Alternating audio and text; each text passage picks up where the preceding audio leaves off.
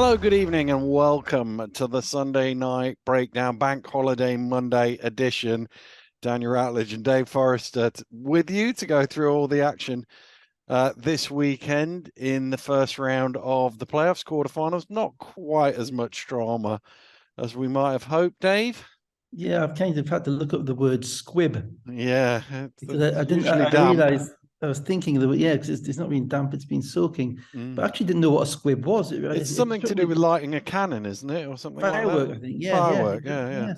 But I had to Google that. So I've learned something as a result of this. That we've had a soaking wet squib of a weekend, basically. Which talks to us yet again about the formatting, but we've been down that road before. And we all know that we don't like it, really. I don't. I think this might be the last time we're talking about this format. I'm hopeful of that because we've basically managed to suck the drama out of the entire first round of the playoffs.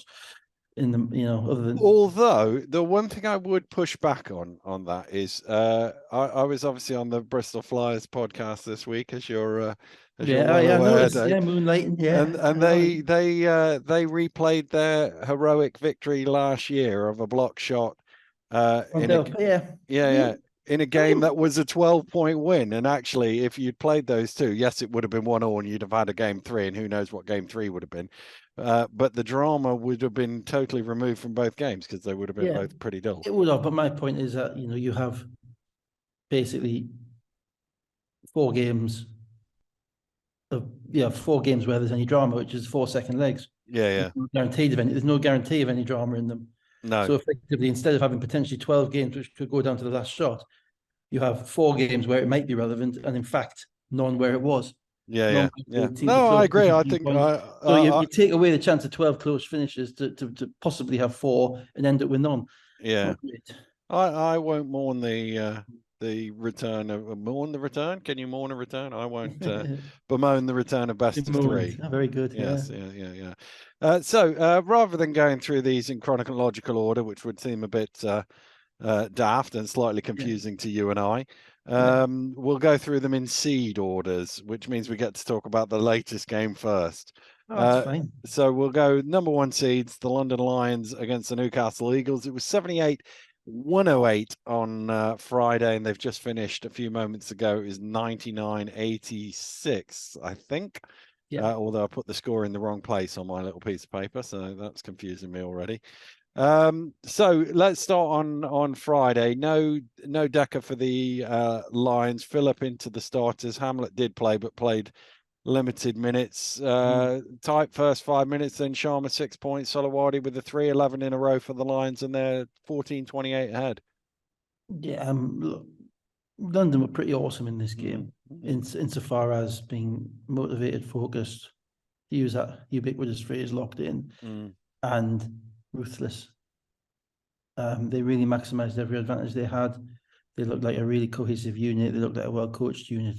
They got to the corners with, remarkable efficiency. They made plays throughout the game, which they simply made because of their efficiency of movement, their efficiency of ball movement. And they were just too quick for Newcastle, insofar as their decision-making and the pressure. And they shot the ball really well as well. But they shot the ball really well because they're shooting all their threes off the catch. And that's because they're getting to their spots. And I was talking briefly to Drew Lasker before the game because Drew was there. And, we were looking at Decker, who was warming up. He looked okay, maybe a little bit gimpy, but okay.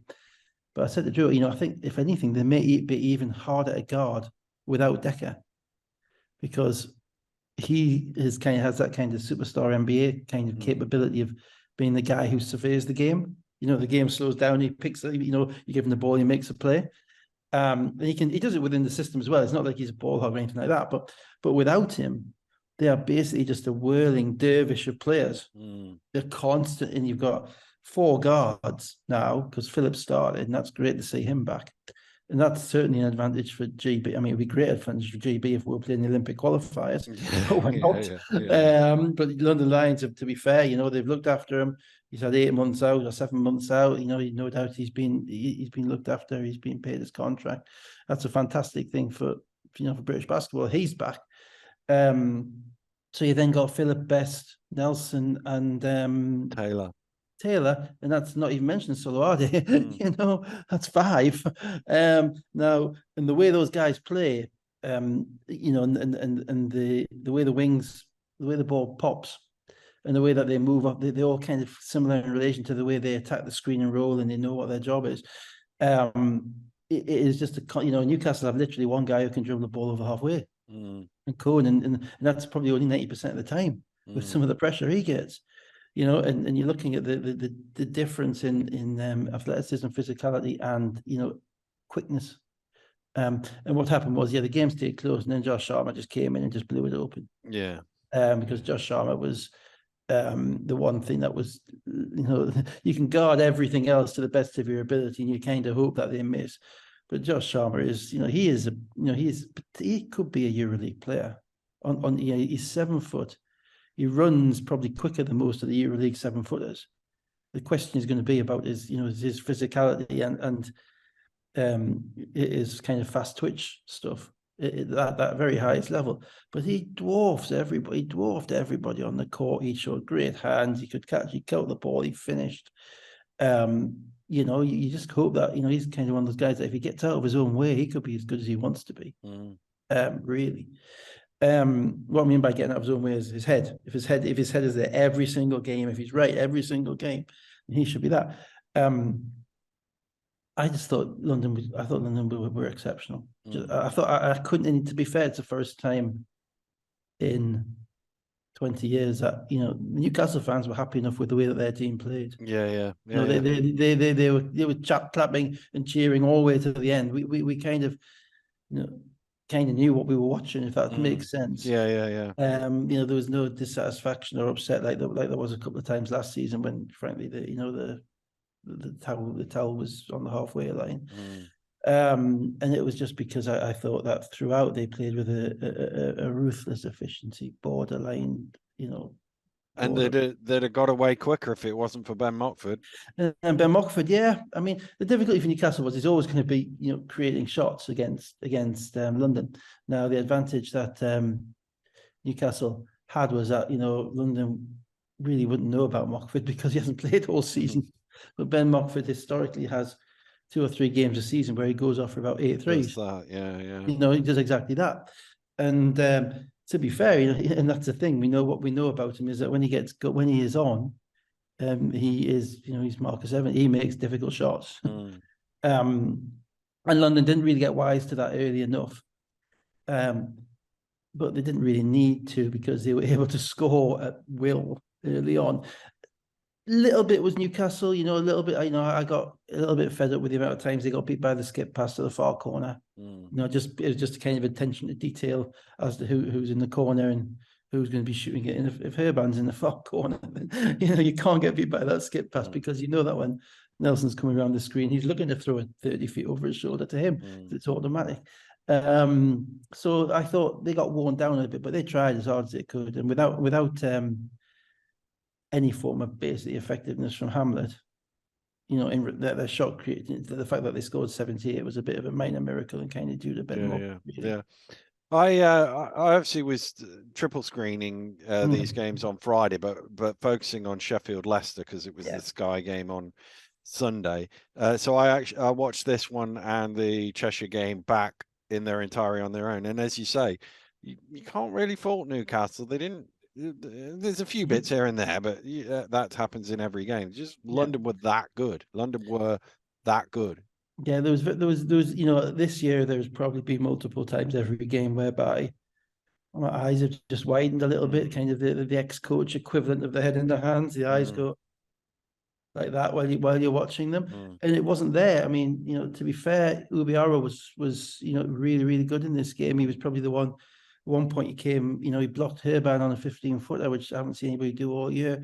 He played with athleticism and aggression, but smart aggression. And that started at Plymouth the week before, and we haven't seen that all season. So they sometimes players do kind of step up and fill in a role, but ultimately it was just the And we had the pantomime stuff with Zubcic and Defoe. That was fun as well. You hit me, I'll hit you, and then we'll both complain to the refs. Do the synchronized complaint. So it was really quite an enjoyable game. It was. I really actually, and it's tough to be down on the whole London project when you see them come and play at that level. And I think Newcastle probably, with a better recruited team, with a less injury impacted team, obviously French and Hamlet basically on factors, and still already American down anyway. I think maybe we can get to within 10, 15 points of London, that team, with a properly recruited BBL team. And that's the 8th place team in the league. So I don't think, when we asked that question at the beginning of the season about how much separation does this money buy you? I don't think it, I'm not at that point whereby I think it buys the automatic kind of dominance. It's probably enough, but not too much at the minute. Yeah, just enough. I'd probably borderline. But I mean, ultimately this kind of stuff comes down to, how hard you play, how prepared you are, how well you're coached. I thought London would just Coach Schmidt won the argument for Coach of the Year on Friday night. For me. I can't turn around and look at that team. And let's be fair, that's not the team they've had all year. No. They've dealt, because if you look early season, that guard rotation was nothing like it is now. Well, at the start of the season, Taylor wasn't there and Philip was injured. Philip wasn't there. Van Oostrum was playing. Kaboza was playing. That whole thing. Then they had the whole Soko kind of up and down, in and out, shaking all about type of thing, which they had to deal with.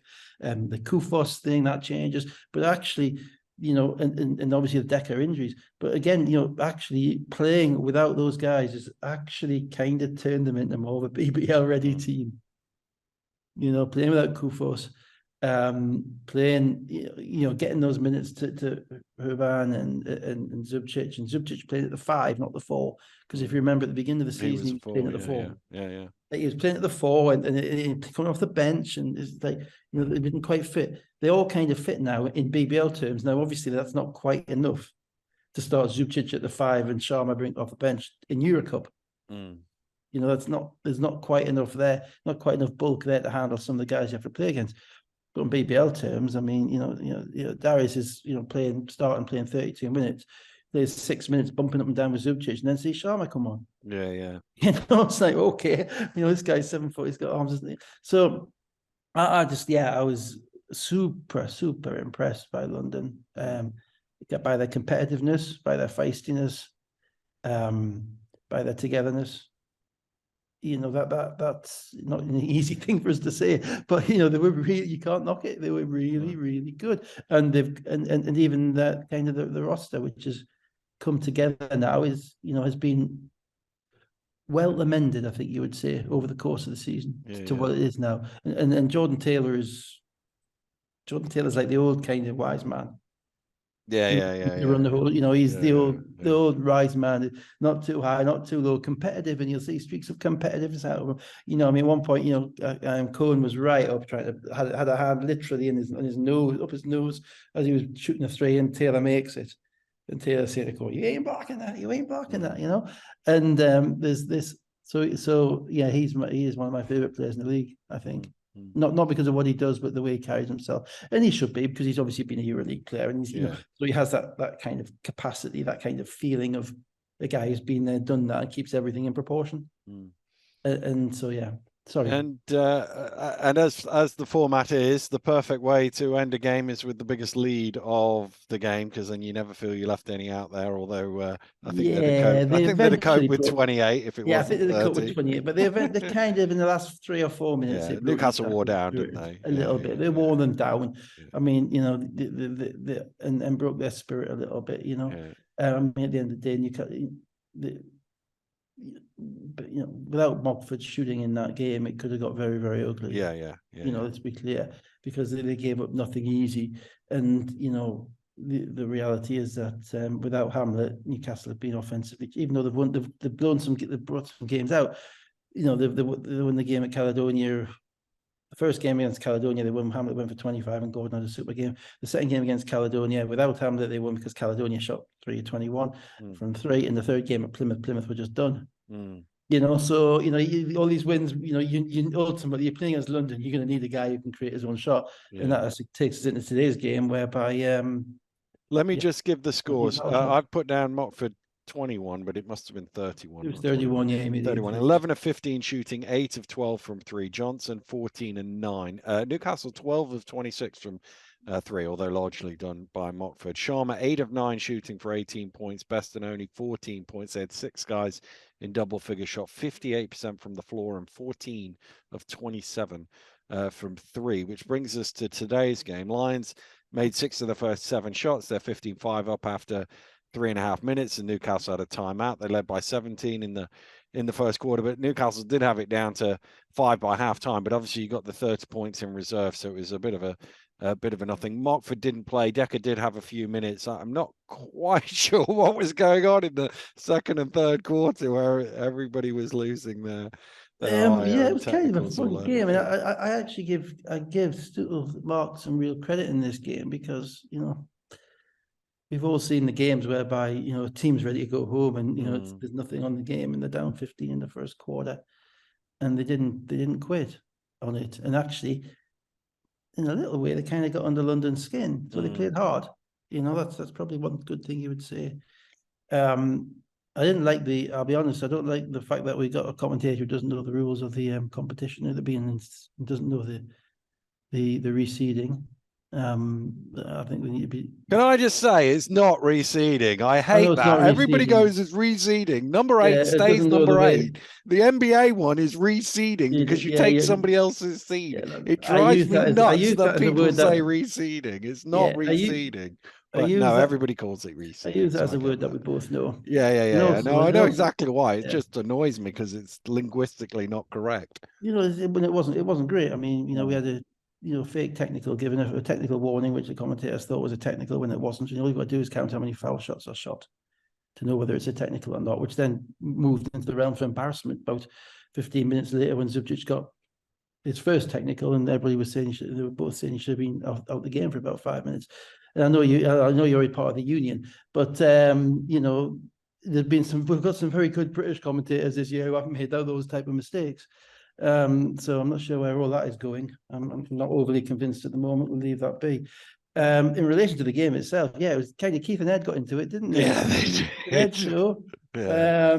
I mean, when Ed called Darius for an offensive foul for shooting a 3 in the third quarter, at that point, I thought we were all ready to go home, and, you know, the magic mushrooms were for everybody. So yeah, I mean, on a serious note, it actually gives credit to Newcastle because they were competing enough for that to get under London's skin, right? And that's a good thing, even though, you know, it might be that a few if any of this team will be back. That's up to Mark. But the fact that they competed all the way at the end, it's fine. From London's perspective, it's difficult because they're up 31 and it's a pesky game, and they really don't want to expend too much energy. And then they've got people kind of in their kind of faces, that type of thing, you know. And so I've seen it happen before. I've seen it with our guy. Frustrations kind of amount, and then you get daft technicals. I mean, it is. I mean, Jordan Taylor said at the end in a very, very, very sensible way on the video. He said, you know, maybe we got a bit too mouthy. Maybe we got to have a look at that. You know, again, which is another reason why Jordan Taylor could play on my team anytime. You know, because he's right. You know, now Oni and Zubcic, etc. You know, if I'm Leicester or I'm Bristol, I'm looking at that and I'm thinking, I'm going to get into these guys because that might be the one kind of weakness. That might be the one chink in their armor. That might be the one weakness. You know, whereby now, because they're so deep, you know, and they're only going to be playing 20, 22 minutes each anyway, you know, the foul trouble just means that Ryan just goes and looks at the next great player on his bench and puts them in. But in a one-off game, you know, it's feasible that could be an issue. I'm not sure it would be. I'm struggling to see how it would be. But you couldn't say there was a non-zero chance of it being an issue if they. I mean, I assume they're not probably going to be running into Ed and Keith in a one-off game. And I thought Zubcic was quite lucky, actually, because I thought his first foul on Defoe was an unsportsmanlike foul. Yeah, it was a bit of a grab, wasn't He it? grabbed him on the other arm. The ball's over there, and he grabbed him on the other arm. So we could have had a Cheshire situation there whereby, unsportsmanlike, what? Technical, what? Off you go after 2 minutes, which would have been entertaining. But overall, that game would have been so much better as part of a 3-game series. Yeah. But would it might not be as close. Yeah, London would have played it a bit differently. Yeah, it might not be as close. London play a bit differently. But eventually, even then, you say that because even then, the pro team has a good quarter. Yeah. Every so often, you can beat them for 5 quarters in a row. But you can have eventually you can have a good quarter, and then they get a bit hammered, gets all those foul shots, and it comes back. There would have been a little bit more interest in it. I don't think it would have been, even the game on Friday night kind of hovered around 15 to 20 for the first half. Yeah. They only got to 30 by the end, Instead, it was just two browbeaten teams deciding to take out a bit of frustration on each other and on themselves. The best thing for London is that they didn't appear to pick up any injuries. They got Decker a few minutes. Best thing for Newcastle is that, their coach has got a year under his belt of the BBL, and the BBL is a heck of a learning experience, as you well know. For particularly for people who are fresh to it, haven't played in it, haven't been around it that much, and Mark hasn't really been around it that much, insofar as he had a year with Fab in late, probably 2010. That's about it. So he's got a year under his belt now, so he knows what kind of team he needs to recruit for next year. And if they sort their recruitment out, the signs in relation to how hard he had them playing, I thought were pretty positive. Taylor, 7 of 7 shooting for 18 points. Sharma, 9 of 10 for 18 points. So that was Sharma 17 of 19 for 36 points over the 2 games. That's pretty good. Well, you know why, though? It's because of all the shooters that he's got. You have all the shooters around, and they're firing passes to the corner. And Mark's saying, you can't leave Herban. I'm saying, you can't leave Herban in the corner. You can't leave Nelson in the corner. And they get to the corner so brilliantly. They all sprint to where they're meant to be. Athletically, the first step. That means that defending the middle is really, really hard. And when Sharma can beat you both on the roll and also vertically, and you've only got one big guy, and Darius isn't that big a big guy. He's played his career against BBL big guys, not Josh Sharma. Who is Robert? I think we talked about earlier in the season. He's almost a unicorn in relation to big guys that we've seen in the BBL, because we haven't seen anybody who's that big who can be that athletic and can jump and can run that fast. Unless you can tell me, I can't. Well, no, he's like a 7-foot Donny Johnson, isn't he? Yeah. We haven't seen that, so that's a whole new thing for Darius. And when he's coming off the bench, and when they've got all the spacing that they've got, they become very difficult. The only thing is they're gonna have to keep their heads. They're gonna have to stay out their own way, and the coach is gonna have to keep managing them. But just I thought on Friday night they were great, and we'll take some beating. Urban 16. Hamlet 24, 16 of 17 from the free throw line. Gordon 19. He with 7 of 9, and Defoe 16. So let's move to the 2-7 matchup. Sheffield Sharks 70, Leicester Riders 79 in the first leg on Friday, and then yesterday Leicester Riders 74, 70 victors in the second. Washington and Menzies both dressed for Leicester, but neither played in either game. First quarter, first leg, Loving, Whelan, Jackson, threes. Mackenzie comes off the bench, scores 5 points. Leicester have an 18-2 run, and they're 24-11 up. Yeah, and that was kind of it. It was basically, I thought, I need to make sure I'm getting the games right here. But Sheffield didn't play with the pace that they had been playing with. Maybe they weren't permitted to because Leicester were scoring and were controlling the ball, but they weren't really pushing the ball, I thought, the way they needed to. I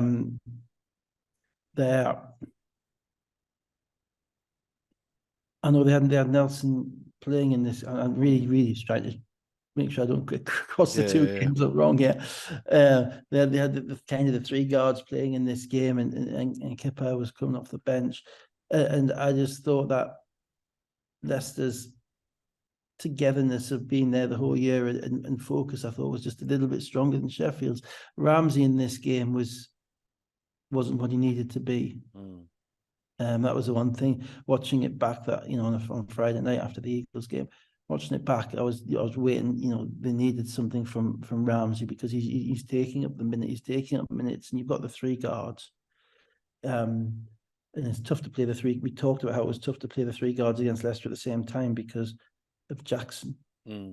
Jackson can just walk any guard down into the post and do what he wants with them. So then if you're a TV, you've got that decision with Ramsey and Glasgow and Nelson, and who's going to be the one, who's going to be kind of the leader. And I never got a kind of a clear level of delineation on that during the game. In relation to Leicester, I think Whelan's health is a major thing for them. You don't realise how injured a player is until they're back to where they were. And he was clearly, obviously he was out for 4 weeks, but just because you're out for 4 weeks doesn't mean you step back right away. You're going to back into, and it can take you 3 or 4 weeks to get back into it. And I think he is right there. And Rob is also, I don't think he's, obviously Connor is, I think you have to assume Connor's done for the year. I mean, I'd be amazed if he played now. Unless he had someone just, kind of want to play 5 minutes of defence against somebody, if Connor was physically up for it. But I don't think they're disadvantaged by playing Adekoya instead of Menzies. Not in the BBL, not at this time of the season. He went that Rob's down to an 8-man rotation, so both teams were basically 8-man rotations in this game. And Adekoya is a backup 5. And he's playing it almost slightly more comfortable than if he was the 4. That makes any sense? Yeah, he played because well he's able to. You can switch on him on screen and rolls. He spaces the floor. He doesn't shoot shots he's not meant to shoot. He passes the ball when he's there. And if you think you've got him one-on-one, then he's generally thinking that's fine. You come for me one-on-one. If his feet are set and he's in front of you and you haven't got him moving, he's taking the basketball off you, or he's putting a hand. He's not giving you up anything. And I think. You get offensive rebounding from Menzies, and you get a space filler. But I think for the purposes of playoff basketball, I would be surprised if Adekoya wasn't the second centre the rest of the way. And obviously, they might need a third centre at some point. They might need some spot minutes. But I'd be surprised because I think they're more cohesive with him. So Leicester had talk us through the rest of the game. Yeah, Leicester had another 8-0 run, led 17-34 early second quarter, but Sheffield 7-0 just before halftime, 9-0 early in the third quarter, got it to 3, 42-45, and then Leicester 12-2 run late in the third quarter, out to 48-61, and Sheffield never quite got back after that. They got it to 7, but no closer. Yeah, you're waiting for someone from Sheffield to kind of, the best way of describing it, to kind of just, stick their teeth into the game and be the player, be the one who's going to pull us back, that type of thing. And they are such a kind of almost they share the ball extremely well. You wouldn't say, if I had to ask you who the star was on the Sheffield team, you couldn't tell me. I don't think. Maybe Nelson. I think if Pipkins had been here the whole season. Maybe, albeit he's a bit of a tweener, just between a 3 and a 4, and he was in Finland, so he didn't last in Finland. So who knows what a whole season brings? You just don't know. But I think certainly showed the talent and the ability to do that. Albeit best not to blow a dunk in a playoff game. To be fair, he actually, just as an aside, one of the things I was noticing, he dunks the ball absolutely ferociously, aggressively, because the one he made in the second leg, he almost lost the ball. He was that aggressive. But here's the thing, you look at it, he's hardly over the rim. Yeah, I think his dunks have probably a greater risk element attached to them, because he doesn't literally get up high and drop it. He's literally going up there over the front of the rim, wallop. Horrendous. It is fantastically entertaining, but also relatively high risk if you haven't quite got it.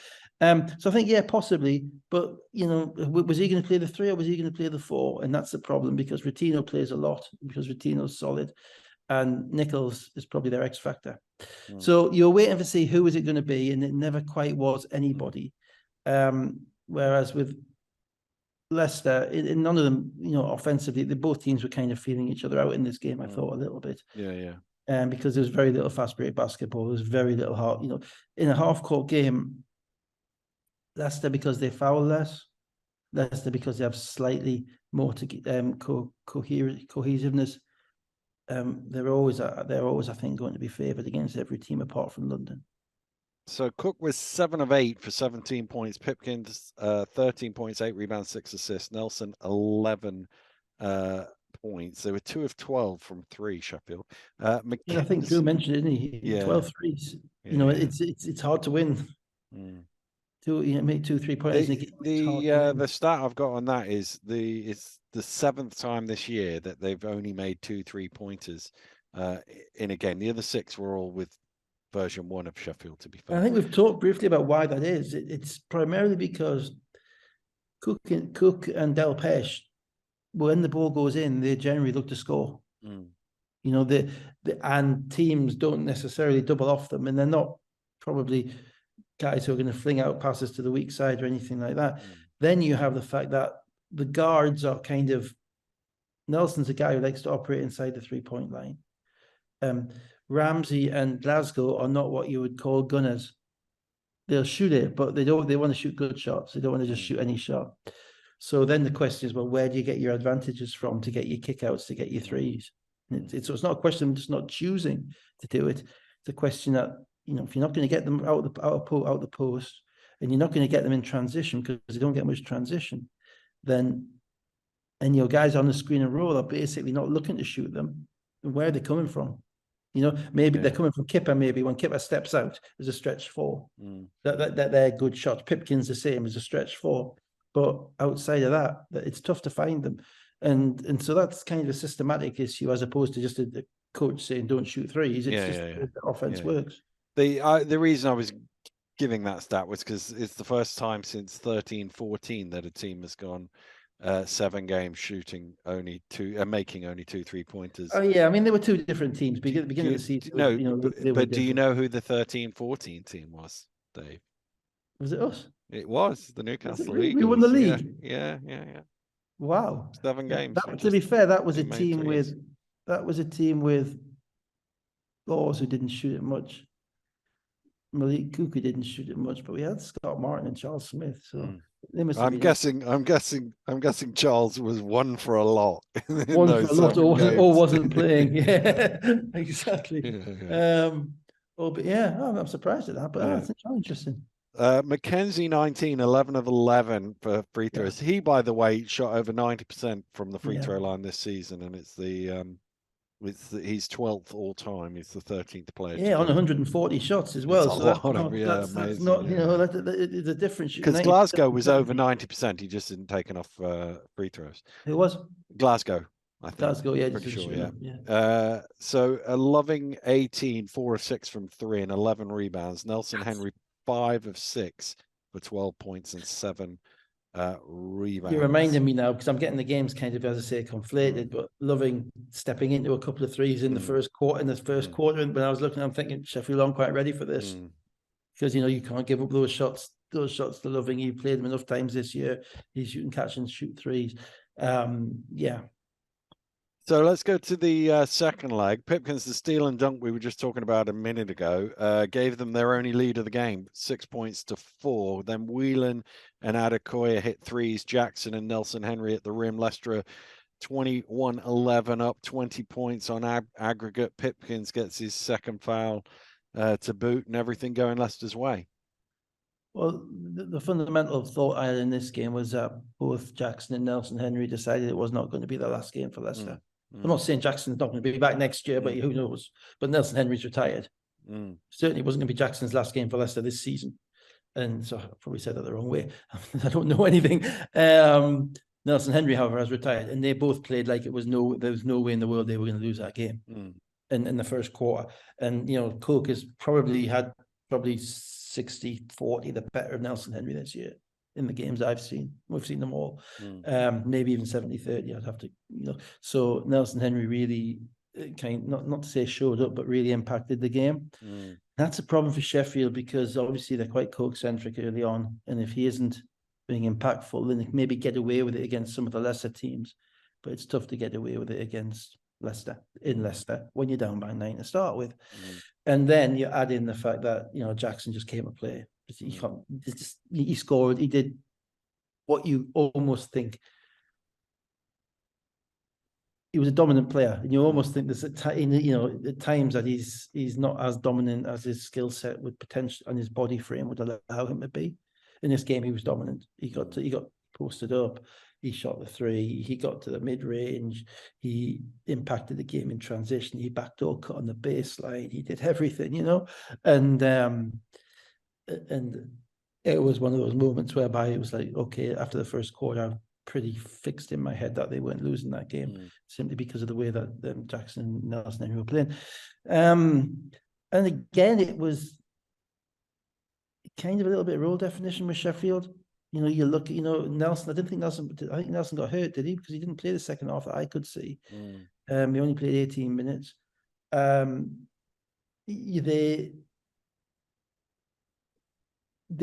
all did their jobs, if I can put it that way. But in the playoffs, you need just a little bit more from somebody. You need someone to which is what Jackson did. Yeah. So Ramsey and Nichols hit threes. Nelson 6 in a row. Sheffield tied it at 28-28. And then we get back to Jackson again. Either side of halftime, he scored 17 points as Leicester went back out to 49-38. And again, they got it back to 1 later on, but then Mackenzie 4, Whelan 5. And the problem was their run was to get it back to 1 rather than to put pressure on the biggest thing, and we've talked about it before, I think the biggest thing with these two-legged games where you're in that kind of 8, 9, 10, 11 point vicinity. I always used to split it up into how many runs does it take. 6 points is a run. Or we 1 run ahead, or we 2 runs ahead, or we 3 runs ahead. If you're up 20, that's 3 runs. If you're up 12 or 13, that's 2 runs. If you're up 5 or 6, it's anybody's game. 1 run. And the biggest thing, because it does play with your head. Certainly as a coach, it plays with your head. With the players, you don't want anything playing with their heads. So what you want to be doing, if you're Sheffield, is getting to the point early in the game where Leicester are playing the aggregate game. Not noticeably, but that their mindset changes to the fact that, well, we're down 6, but we're still up 3. And then we're not, and then they stop playing to win the actual game because they know what it all sounds a bit nonsensical, but it's a mindset thing. It does happen. You start thinking, normally if you're down 6 in the game as a coach, you're thinking, well, I need to do this, I need to do this, I need to change this, I need to do this. If you're down 6 in the game where you're up by 9 or 12 after the first leg, it's like, well, do I need to change to do this? Because actually where we're at, we're doing okay, we're not great, but we're bending, but we're not breaking. And that can just play with your mind. And Sheffield never got to that point in this game, whereby, they never got to that kind of 5 or 6 points ahead, whereby Leicester might be looking over their shoulder thinking, well, actually, we're still up 3, so we're not that bad. And we'll start playing against the 9 points as opposed to win the game. And because that never happened, and as I say, Roy Glasgow made a couple of plays near the end, and then I think he turned down a 3, and I was, and it's like you're just wanting somebody it's going to take somebody to do something special individually, to kind of put a team on their shoulders to say, look, it's me. And I don't think Sheffield were, because they're so fresh together, we only had 3 months together, I don't think they were, as a group, that they had that delineation quite sort of to get to where you need to get to in the playoffs. Now, that said, if they've been playing anybody apart from Leicester, there's no way, that's not to say they wouldn't have stepped forward, because they've been the top 3 team for the past 2 months. That's a top 4 team, because you can't Bristol and Leicester out of it. Top 4 team the last 2 months, but they didn't, ultimately they finished 7th, so they got Leicester, and they just didn't have enough almost ego. That sounds a bit weird, but Pipson's got in foul trouble, which didn't help them, but they didn't have enough bravado, enough swagger. I saw the swagger in Jackson. You could see it. He was there to play, and it's not, swagger isn't about beating your chest after you make a play or running around and picking fights with people or pointing at people. Swagger is just about the way that you look, and we've all seen it. You've seen all the big games over the years. You've seen, exactly what I mean. You can see it in his eyes, and with him, he's such an understated player that actually it's almost more jarring when you do see it, because you go, wow, he's making a statement. He is ready. He was ready in this one. He had 25 points. He was 11 of 12 from 2-point range, 9 rebounds as well. Nelson Henry, 7 of 7 shooting for 18 points and 11 rebounds. So Nelson Henry, I gave Sharma's numbers over the weekend. Nelson Henry was 12 for 13 for 30 points, which is not too Yeah, well, I mean, the shabby thing either. is, for Sheffield to win that, really, they had to shut Nelson Henry out of it. There's too many easy points there in what was a relatively low scoring thing. And, he's somebody who is, you would say on what you've seen this year, he is defendable. But, he's also, we know he's a pretty good player. But he's announced his retirement, so he's playing with house money. Yeah. He can just go out with a bang, all the way, because it's hard to play. You're on 1-year contracts, so you don't know what in March, you don't know what you're doing next year. You've just finished a university course. Am I going to go back to America? Am I going to do this? Am I going to do that?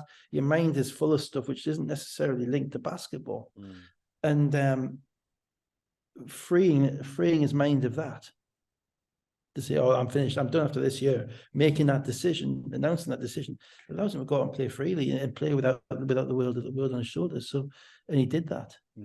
Whelan with 12 as well for Leicester. Ramsey 19, Glasgow 13. The only 2 Sheffield players in double figures. And with that, by the way, speaking of retirement, we say au revoir. Well, probably not au revoir, adieu, to Ponds Forge International Sports Centre, because Sheffield will be in their new home come October. You would hope so. I mean, wouldn't you? I mean, obviously, Ponds Forge has been, almost undefeatable over the years. Its ability to kind of come back from the ashes.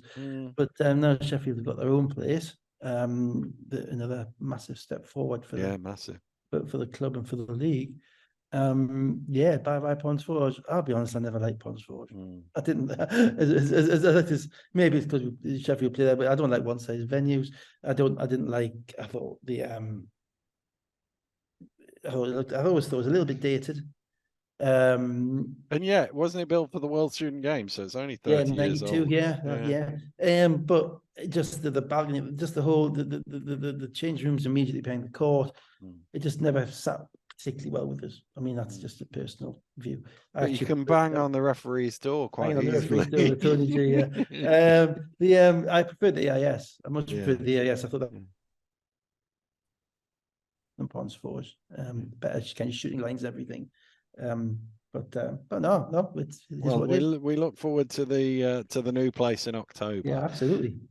Right, let's go to 3-6, which was Manchester Giants 71, Bristol Flyers 97, and Bristol Flyers 82, Manchester Giants 81. Robertin was back for Manchester, although he didn't play until the last couple of minutes of the second leg. King was back for Bristol as trailed, but he came off the bench. A couple of early fouls from Roberson saw him to the bench, and Kofi Joseph's in. I don't know if you saw my stat on the Bristol Flyers podcast that they were 10-0 when committing 16 turnovers or more this season.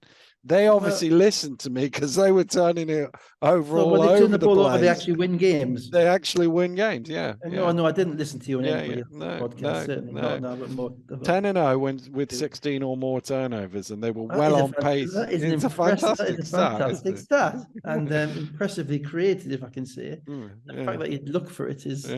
Find it, is remarkable. This is truly a doyen of the statistical. Joel asked for something random, and if I was random, but they were doing a good job of getting towards 16, turning the ball over in the first quarter, and Giants had 14 points in a row to lead by 23 points to 11. Lee with 7 of them. Yeah, Lee came out with a bit of a spring in his step compared to where he's been the last few games. I was a bit surprised by Vince's substitution to put Kofi in ahead of Nick Lewis. I'm not sure because I was thinking as Nick Lewis playing, and then he kind of arrived 2 or 3 minutes into the second quarter, I think, something like that. Because Nick Lewis has been there all year, and Kofi Joseph's been there like 2 months, and you would probably say hasn't played demonstrably better than Nick Lewis in that time. Has been demonstrably more impactful. So that kind of threw me a little bit. But in that gym, Manchester, if you give them the ball, they will turn it out and score. What happened in this game, though, ultimately was that Dirk never got going. Taj Green wasn't really ready to play in a playoff game. He'd never seen it before. It was his first game, and there was a couple of times that Fletcher tried to throw him the ball in the post, and he didn't come and get it. And there was a little bit of frustration there. And Bristol's togetherness. One guy who was ready to play in the game was King, because when he came off the bench, he scored 7 in a row. And he did. I mean, he missed his first shot, and I'm thinking, oh, it's a bit risky bringing a guy into this. And he hasn't played for 4 weeks. You're throwing him in the first quarter. Is he going to have one of those kind of, kind of games where he goes over 6 in the first quarter whilst he's getting his rhythm? After he missed his first shot, after that, he was like, okay, you need this guy in the court. I agree entirely. And actually, it's actually a really nice fit for them, actually. With I mean, I'm not saying that. I'm interested to see what happens against Leicester, but it was a really nice fit for them that they could start with Miller and Ollison and Bell and Delpesh and I think it was Mahan, and bring King off the bench and bring Watson Gale off the bench. I mean, that was a real, that's having a real weapon, and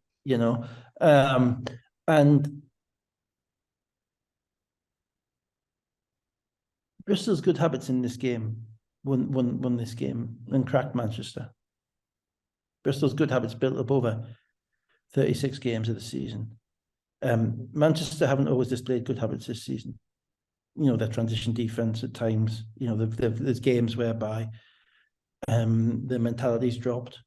There was a game at Leicester, I think, where they gave 110 or something, and a couple of other games whereby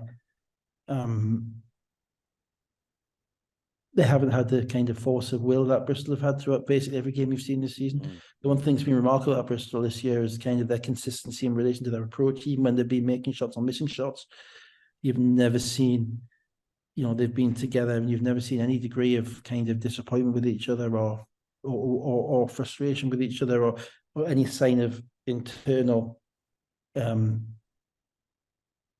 not squabbling, because it's not a squabble. It's like any kind of internal dysfunction. And to be clear about this, every team has internal dysfunction. It's just the coach's job to smooth it all over. Yeah. Whether it's somebody not passing somebody the ball, someone's partner not talking to somebody else's partner, somebody making a risotto which the other guy didn't like. It don't matter. There's always something going on that you've got to manage.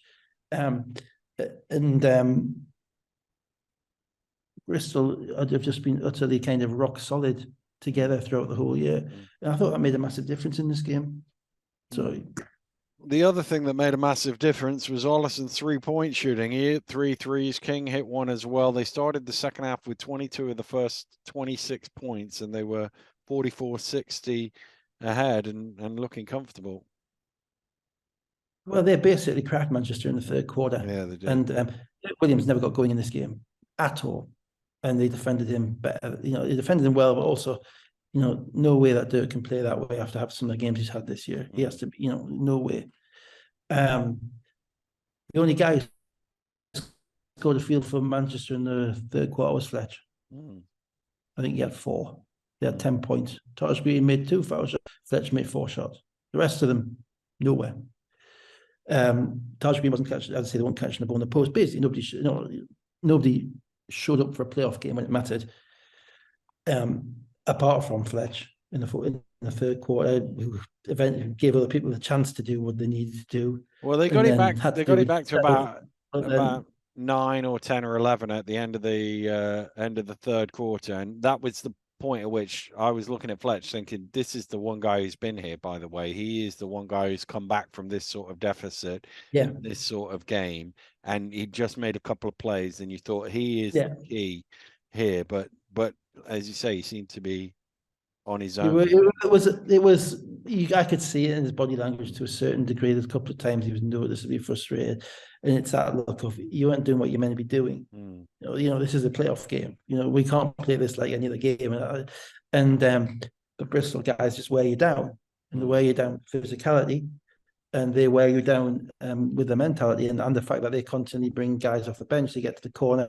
As you say, Ollison over the past month has been one of the best players in the league in the way that he shot the ball. And it's not just the way anybody can stand there and just kind of shoot open threes from the corner. He's shooting them in transition. He's shooting them off a dribble. He's playing aggressively. He was the one who got involved in the spat with Austin. So that means mentally he's into the whole thing. You know what I mean? And he's actually kind of separated himself from Mahan a little bit in relation to the minutes that he's playing, and that kind of aggression and the togetherness and Delpesh as well in the centre, basically holding it down. And Manchester didn't have anybody who could do that, and they cracked them. Yeah, they cracked them. And the other example of that is not that it mattered, but that was the worst possible way to finish a first leg you could possibly imagine from Manchester. I remember something ridiculous happening, but I can't remember what it was. It was an unsportsmanlike foul. They turned the ball over or missed a shot. They shot. Oh, yes. They shoot too early, and then there was an unsportsmanlike foul. Robertson, they got 2 free throws, which Delpesh made, by the way. Yeah. And then was it Ollison again? Hit a 3. They hit a 3 on the buzzer. It was like you just given away 5 points. Yes. When you should have had the last play of the game, really. It was Which is why basically I say that they cracked. Yeah. The first leg is. Although I have to say, the last 40 seconds of the first half was terrible clock management from both teams. But, I remember that too, but I don't remember what happened. I remember watching it thinking, what somebody did. They both went too early, and then they both went way too early. And I think Jason was saying, what's going on? Yeah. So they also do funny things to you. Yeah. In the first leg, there's 2 types of first leg. There's the games where the teams are playing relatively evenly matched and they're playing cagely against each other. Or there's a game where a team isn't there. And at that point, your aim is to crack them. Yeah. And cracking them means we're winning this now. Yeah. And we're winning this now because basketball players are not wired. Having played all season, they are not wired to be at their best when they're down by 18 or 20. Yeah. Or 15. They're wired to do things that they wouldn't otherwise do. They're wired to shoot early shots. They're wired to take risks on defense. They're wired to do all sorts of things, which will not help you in a 2-legged basketball game. Yeah. And the thing we always had to fight with the guys and focus the guys on was that it's possession after possession after possession. And being down 15 with 50 minutes to go in a game is not a problem, and that makes that just can make a humongous difference. And Manchester cracked. Yeah. And as Bristol, you want to crack them. As Manchester, you want to avoid cracking. You want to avoid taking all those decisions. Because if you can get down to 12, then then it's game on again. Yeah. And if it's 19 points with 2 minutes to go, then provided you're playing good basketball, you're doing the right things. No reason why you 7-0 run to finish the game. Yeah. Lee, because as you say, the other team is wired to do that as well, to give up a 7-0 run in that situation. Yeah. Lee with 16 points and 8 rebounds. Fletcher 15 and 6. Green 14%. They were 37% from the floor and 6 of 33 from 3. Manchester. What did Dirk have though? Dirk's a guy. Dirk has to, in his gym, Dirk has to score off in that game. Yeah, he didn't.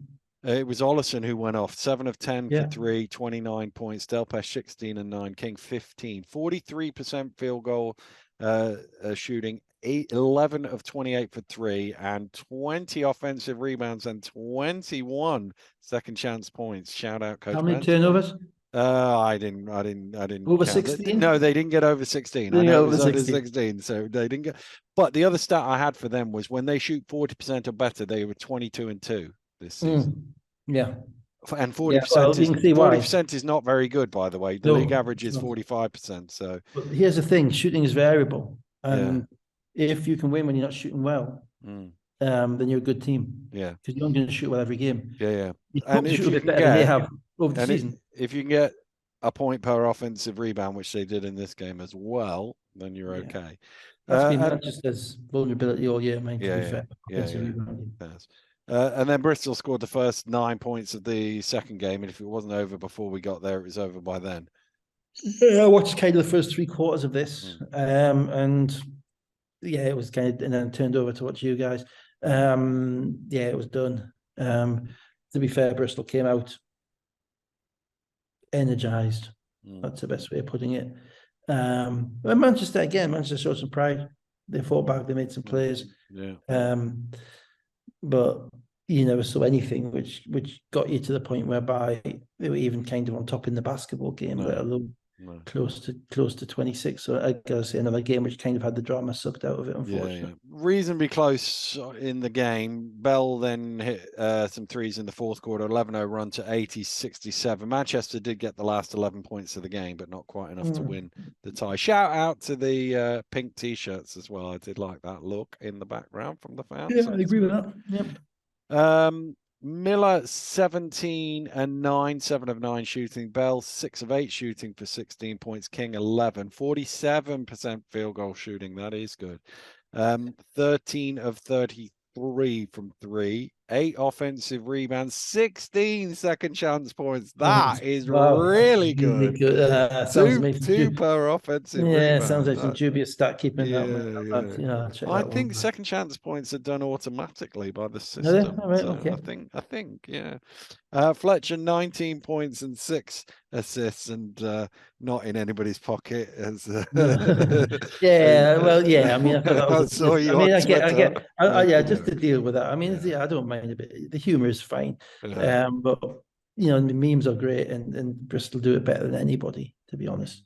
But if you have to be quite careful when you're dealing with, I think, professional players and in the narratives that you put out in relation to their abilities. It wasn't the official Flyers that counted. It wasn't the official Flyers. Now, I did go to the stats because I didn't see that happening during the game. And Corey Samuels has basically been an irritant all season for everybody, and that's his job, and he's doing it really well. He's done it really. He's getting into people, and he's not backing down and all of that stuff.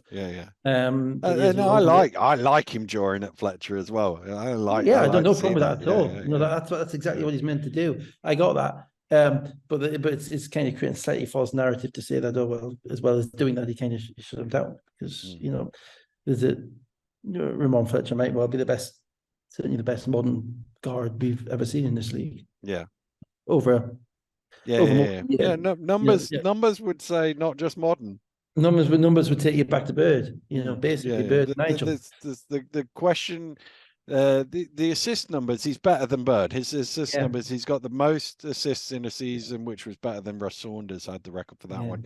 He's had the highest assists per game average in a season, that was last year, and he's got the highest career assists per game. Now, the one caveat I give to is back in the days that Bird was playing, the assists were a lot tighter. They give them a lot more leeway now, and you get them off free throws and all of that sort of thing. That would be the one thing. But if you're in the conversation with Alton Bird, then they average 16 a game, and obviously that's nowadays, whereas Bird averaged 9 or 10 a game. Points wise, because it's a different game. It's just totally different sport. But I don't like. I hate the era comparing. That thing doesn't work for me at all. I think you deal with modern and. I mean, watching those games you put up on YouTube, and the 1983 game, and then the 1987 game. Just the difference at the 3 point in 4 years. It's like watching a different sport. 1983, basically every team just packed the paint. Because the best shot you could give up was a long two. And teams just basically threw the ball, first pass to somebody who could shoot, jumped up, shot the ball, and everybody went and rebounded. No space. By 1987, you've got Bontrager and Bubba Jennings, and these guys are shooting threes, and it's a bit more screening. It's just a totally different sport. The England game as well that I put up there that Paul. I didn't watch that. Sorry, I haven't got to that. The classic was England got up 4 points, and with a minute to go, and the commentator went, "Oh, it's over now. England have won." And again, it was because it was 30 seconds. What could you do if you fouled them? It was a sideline ball, and because you had the choice, didn't you? You had the choice of sideline ball or foul shots. Although in one of the games, I can't remember if it was semi-final or the final, Paul Stimpson actually went, "I'm going to shoot the shots," and he knocked them down. Fair play to him. I'm a bit bored. But so the game's changed. But no, I mean, the point about Fletcher is that it's just a little bit too far for my taste. But anyway, I'll fight me corner on Twitter, and if anybody disagrees, that's fine. I don't, ultimately everybody's entitled to their opinion, and we crack on and we all enjoy things. Robertson 19 and 11, Williams 18 and 7. So let's get to the final matchup. The 4-5 matchup, and the one that went against the seedings, with Cheshire Phoenix winning 102-86 in the first leg and 80-84 in the second leg. Neighbour was dressed, but also didn't play. Bunyan and Durham starting for Caledonia in the first leg. Sloan off the bench. I think I heard something along the lines of an injury, but I didn't hear what it was. Yeah, I guess he was injured. Because you look at the stats, he played 22 minutes. I think it may have been an ankle of some sort. He looked a little bit gimpy to me. The biggest thing about this is, this is the advantage for finishing fourth as opposed to fifth. Yeah. I'm surprised. We used to play Friday nights at Sports Central. We would give up when we were always in the top four. Yeah. When I was there. So we'd always have a first round home away situation. And we would give up the first round. Certainly in the first round, we would give up the play Friday night. Play Friday night and have the second leg away. And we give that up for two reasons. One, couldn't get in the gym, it was hard. Yeah. Plus the fans used to come on Friday nights. But we actually made kind of it was actually we made a habit of it, of saying, right, okay, we're giving up the second leg away, but the second leg ain't going to matter. Yeah. Yeah. And it really helped the focus of the team going into the first leg, knowing that you were playing at home. Now, if I'm Caledonia, right, and I sound like Hubie Brown here, sorry. If I'm Caledonia and I'm told that the only way you can get a second leg at home is to be playing at 7:30 in Ellesmere Port on Friday and 3 o'clock at home on a Saturday, I would say stuff it. I think we would have said, no, we'll play on Friday night. I assume they were able to play Friday. I don't know if they were or not. I assume they had another day, if they'd been able to play Friday night or Thursday night or something. I don't know. But if they had, we just said, look, we'll play Friday, we'll play you in Ellesmere Port on Sunday, which is your normal slot. Yeah. And we'll give up the first round. And the reason we'll give up the first leg at home. And the reason for that is it's 2 trips instead of 1. Yeah. That's the thing. Particularly where it's Newcastle, Caledonia, or Plymouth. Actually going away first means you go there and back, and they only just go there. Absolutely. I mean, between. We had games against Surrey and I think Plymouth in the first round. Whereby we didn't want to go to Plymouth and come back and then play. I believe that time difference as well. Yeah. I believe it was something to do with because Rangers were playing Celtic at Hampden Park in the Cup semi-final on Sunday, and I think it's something to do with not wanting crowds anywhere else in the city. I get, so it goes back to venues, and presumably East Kilbride is far enough away from Glasgow that won't matter in the future.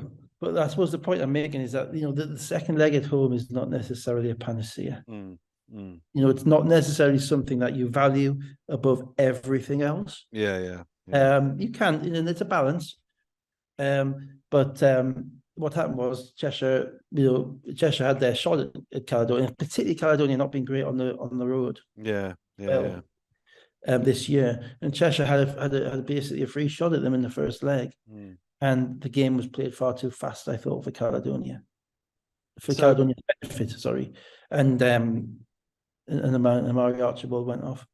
So first of all, Baileying in the first quarter with the alley-oop off the backboard in a playoff.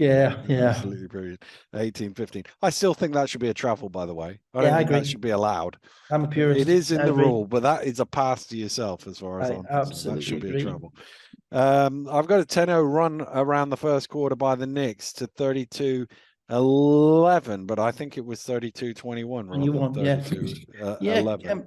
Well, Cheshire basically playing 7-man rotation, and they're all, Cheshire, I think I've said before, I think they're the best conditioned team possibly outside of London in the league. You look at them, they're all the guys, they're strapped, they're in great shape, they're athletic. They're actually, them playing 2 games in 18 hours is absolutely, there's not many teams that would take ahead of them, even if there's only 7 of them, because they just don't look like, Larry Austin does not look like he ever gets tired. Marcus Evans the same. Jamel Anderson, you think could probably play basketball, on a continuous 24-hour loop. Again, does not look tired. And Maceo Jack is the same, and all that stuff. So they're in a really comfortable rhythm with their 3 guards. Jamal Anderson, and then Jamal Anderson and Maceo Jack, and Ulf in the middle, and then going ultra small with Jamal at the 5 if they need to. Ulf's playing great. He is playing great. And He is playing absolutely really great good. insofar as adding value, getting second shots, being around the rim to clean up misses, that type of stuff. He works well with that team as well. He really does, yeah. And Yeah. he's like taking an Ocherobia's kind of role. Obviously, Teague hasn't played for ages, so I'm not sure if we're going to see him again. No, he's not. He's out. He's out. Yeah. So that just means a neighbour doesn't look great either. So that means that they're different. Doesn't mean that they're necessarily worse. It means they're different. And over a short season, you can get away with 7 guys. In fact, you can benefit from 7 guys. Leicester, we've talked, Leicester got a large bench. They only played 8, you know, in against Sheffield. Sheffield playing 8.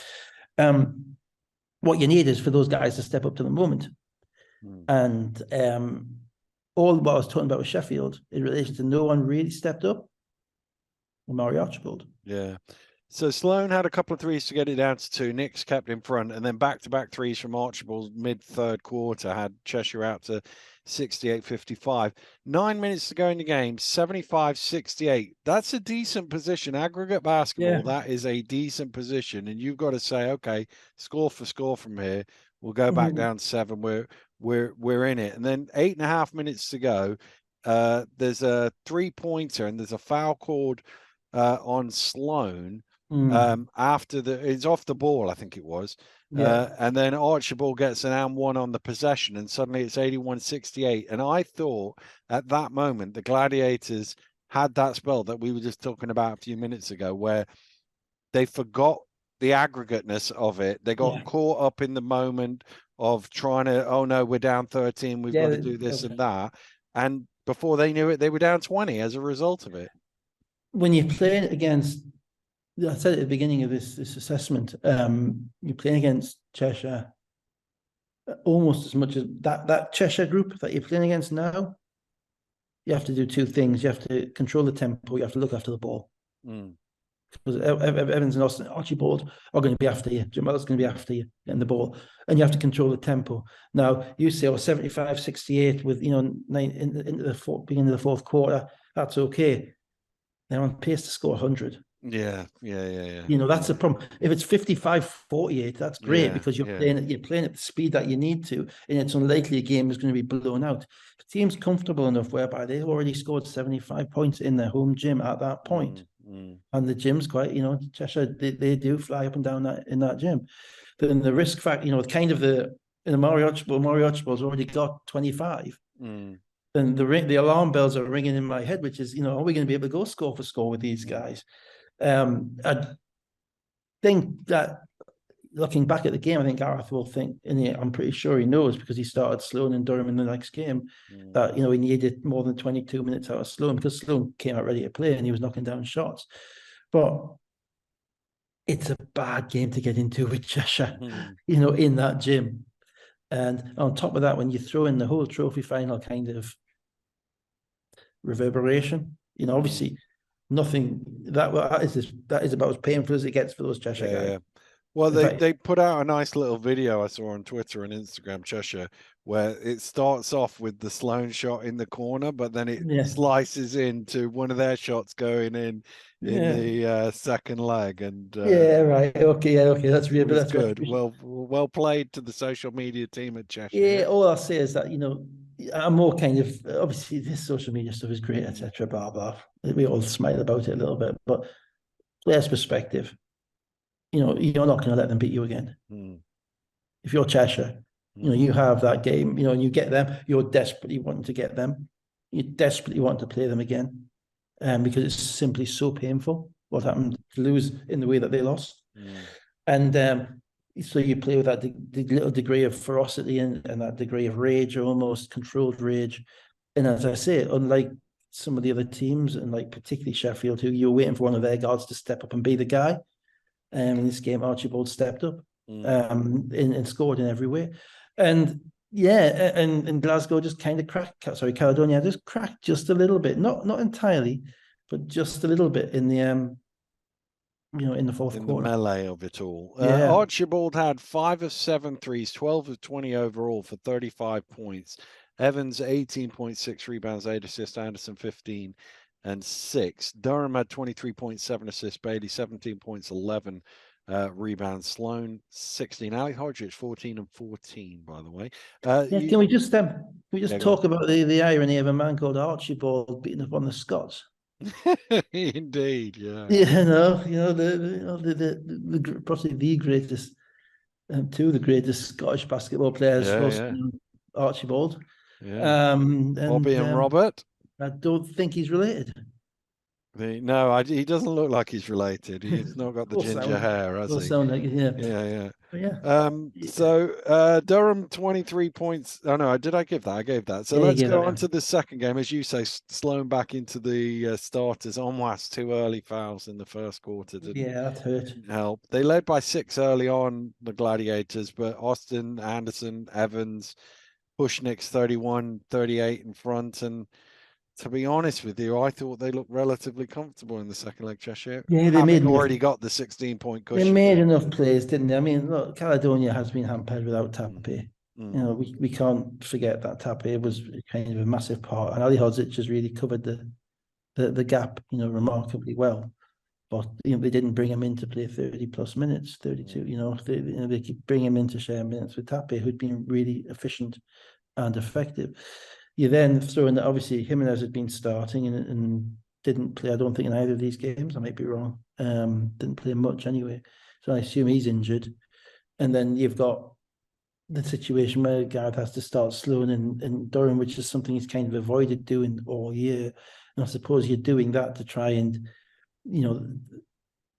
really have a ferocious start. You can have a ferocious 10 minutes where you really get into them.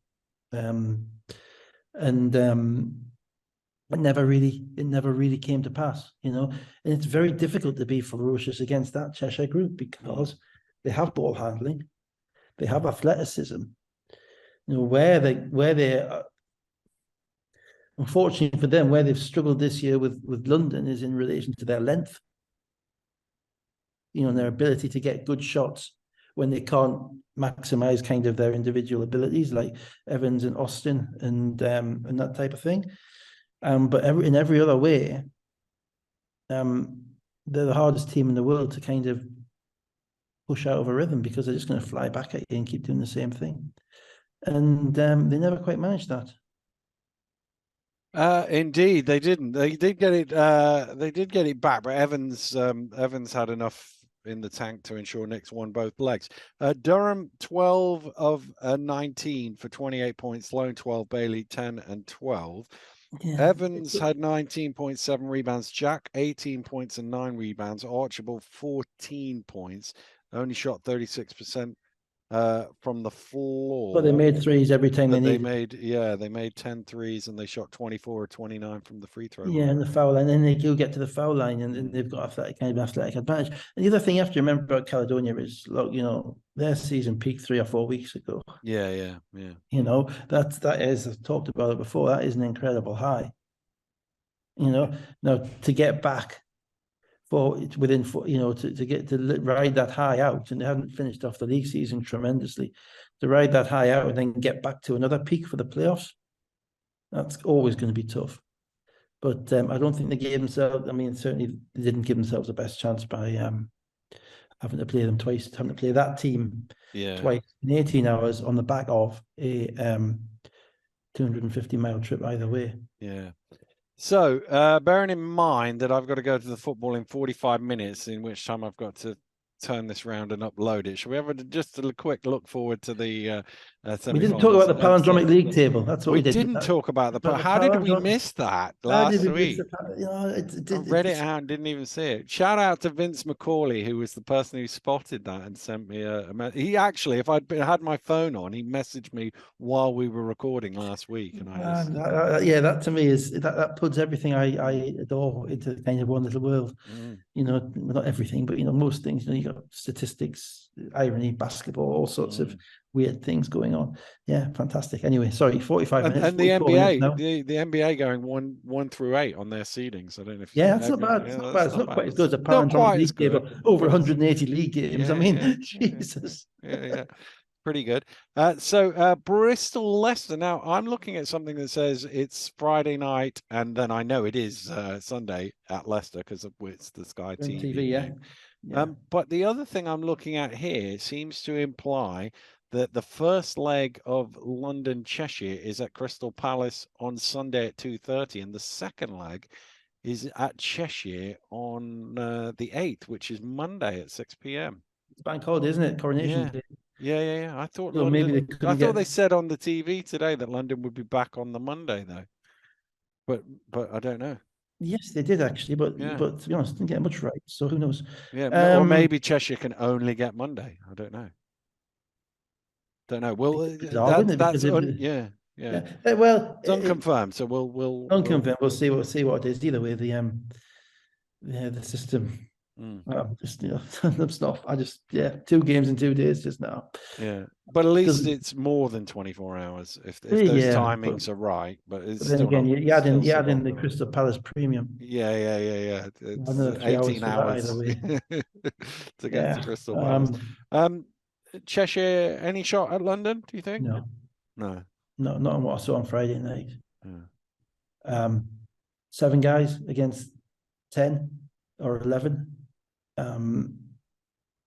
The difficulty Cheshire will have is the ability of Evans and Austin and Archibald to create their own shots against this panoply of long, athletic defenders that London have at the guard spot. Best, Nelson, Taylor, Phillip, and the ability that those guys have, and Soluade, sorry, and the ability that those guys have to play 5-6 minutes hard, and then sub out, and then get another 6 minutes in. So it's that kind of shot creation, because basically Cheshire's only chance is to run London off the court, and they're not deep enough, I don't think, to do that. Because I think London can run teams off the court as well. I don't think Cheshire can beat London in the half court. Maybe in a 1 game if they made a ton of threes. Over 2 games, it's really tough to see it. I'll be honest, that sounds a bit depressing, doesn't it? No chance. Forrester says no chance. So Ben, put this up. Get your screen up. Get your screen on the wall. Play this to your team as much as you want. To say, you think, what does he know? But it's it's incredibly tough. I mean, that is that the way. Not overlooking the fact that Cheshire came to Newcastle and blew Newcastle up by 20 a couple of weeks ago. So just because London beat them by 30, it's because London beat Newcastle by 30 doesn't mean that they're a world superstar team. But it was the manner in which they played, the level of competitiveness that they had, and the attention to detail that they had, and the togetherness that they had, that means I struggle to see Cheshire creating enough offense. That's the problem. And even then, again, guard Zubcic for the first 5 minutes, and then Sharma's coming on, and who's your backup? Jamel. It's tough. It's tough to see a way that they can survive 80 minutes. It'd be tough to see a way they can survive 40, to be honest. But they have to play the games. Bristol Leicester coin toss. I just hope it'll be the one exciting game we'll get. I don't think it's a coin toss. Again, the Bristol guys can put this on the wall if they care. I think Leicester's experience is such that I would expect Leicester to win over 2 legs. But this Bristol team, in cracking Manchester the way that they did, they went to another level in that second half. And the thing with Bristol is that they do need to shoot the ball well, and you never know that's going to happen in pressure games. So, if Ollison and Jelani go off, or if Mike Miller has a playoff game like he's had previously, then they have every shot. But they're going to need that, because Leicester's group is quite solid now. They've got an 8-man rotation running. They know exactly what they are. And Bristol haven't defended Leicester particularly well this year. When Leicester played there, they've beaten them, but they haven't defended them tremendously well. So I tend 60-40 to Leicester on that, probably even a little bit more, to be honest, 66 maybe, 66-33. But, let's be honest, we've kind of written Bristol off all season. So, so why shouldn't we stop? Why should change the habit of a lifetime now? But they do need. I mean, look, if Bristol to win on an offensive rebound. That's what it'll be. Absolutely, with a tip dunk. Yeah, if Jelani Watson-Gill goes 5 of 7 in either of the games from the 3-point line, or if VJ King is right back to where he was and goes off, Bristol have the capabilities to do it. But they're going to have to be really locked into the scouting report defensively. That means, who's going to guard Loving? Is it going to be Thomas Bell? Thomas Bell likes to kind of block shots and kind of hang around the paint a little bit. He's going to have to get out there on the perimeter, and guard. Is it going to be VJ King, or is VJ King going to be guarding Jackson? Are they going to match up with each other? How are they going to match up with each other? The Delpesh Nelson Henry thing. Leslie Smith and Adekoya, these teams are similar. There's a similarity about these teams in the way that they're built. But Bristol play with a little bit more chaos, and Leicester play with a little bit more precision. Playoffs, I generally favour precision over chaos. Doesn't mean it can't win. Doesn't mean it can't win, though. No. And as I say, if Mike watch out, watch out for Mike Miller, because Mike Miller last year in the playoffs. Yeah. There's a playoff Miller. It's Miller time, all that stuff. And he is the one guy on that team that can get to a spot that I think Leicester would struggle to guard, because they'd have to probably guard him with a little guy with either Whelan or McKenzie or Love. And he can get to his spot and rise up and shoot that 15-footer and get comfortable and post up and do all sorts of things. And if he does that and has one of those games whereby you feel like he's getting there, that could just kind of that could move the needle a little bit, just a little bit. So yeah, we'll see. But I look forward to those games. I mean, they'll be proper games, and I'm sure London v Cheshire will be a proper game. But it's it is the David firing the stone into the heel of Goliath, isn't it? Let's be honest. Yeah. That's kind of the level of the shot they've got at it, and we hope they give it a really good go. But London was so impressive this week. Just a lot of admiration for the way that they've pulled their season, pulled that group together, and have them playing that way at the end of the season, at the end of a long season. It's pretty impressive job by the coach and indeed by the GM. We will see. So if my insider information is right, we'll be back to Monday night, but it'll be a bit of a late one if it's a 6 o'clock. I'll be swearing in allegiance, Dan. Well, you would finish that by 8 o'clock, surely, on the Monday. Well, I don't know. It'll be a long allegiance. I mean, I know I'm not from the King City, but even so, I want King Charles to know that I'm fully behind him and his 600 million pound cavalcade of nonsense. Sorry, if you're a royalist, guys, this probably isn't the show for you either. On that bombshell, to the guillotine. On that bombshell, we will be back next, probably Monday night, but we'll see once the games are officially announced. But for now, have a great week, and we'll see you next week. Goodbye. Bye.